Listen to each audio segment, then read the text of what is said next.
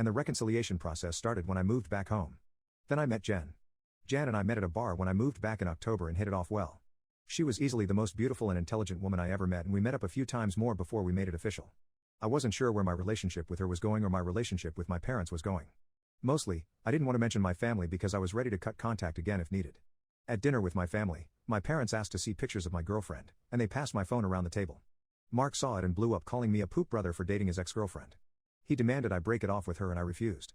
When I asked Jen about it, she confirmed they dated and gave me the details about their breakup. They were only together for a month before he broke things off with her because he was bored of being in a relationship and never really wanted to settle down anyway.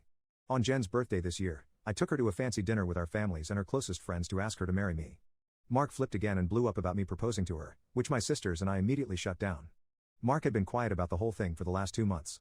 I didn't see him much and figured he was in low contact with me, which I had no problem with. Then he invited me and Jen for a family dinner at his apartment with my parents and sisters. I thought it was weird, but my parents and sisters were also going, so we agreed to go.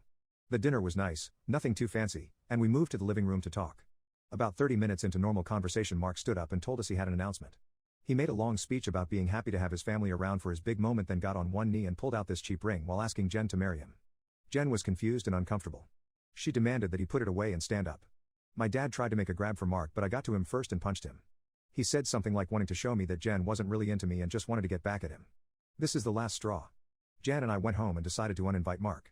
A few days later, my mom stopped by my house and said she wanted to discuss my wedding. She asked me why I was so adamant about Mark not coming.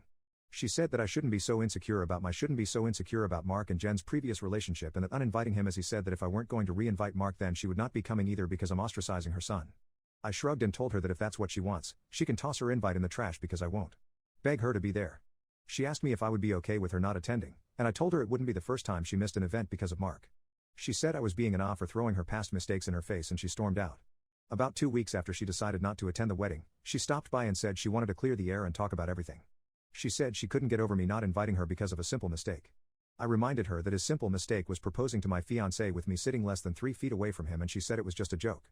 Things got pretty heated up and we were having a screaming match. Jen got up and started walking towards the door. My mom followed her, still screaming at her. By this point, she's yelling about her tearing our family apart. While Jen was unlocking the front door, my mom grabbed her hair and pulled her to the ground still screaming. She hit her and tried to claw her face, and I dragged her off of her and threw her outside.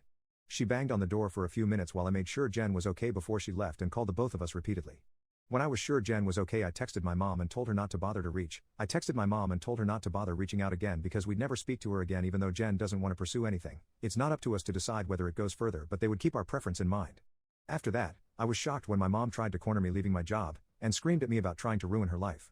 She kept screaming that I was an awful son for trying to get her arrested over a small misunderstanding, and she didn't understand what she'd done to deserve being punished like this. I told her that she shouldn't have hit Jen if she didn't like being in legal trouble. She demanded that I tell the police to forget the report, which I refused. I told her what the officer said about it being out of my hands. I also told her that I would never forgive her for what she did to Jen and what she did to me and my sisters growing up. She started to say how I should move on like my sisters, but I cut her off and told her that she should take their forgiveness and move on because she would never receive it from me.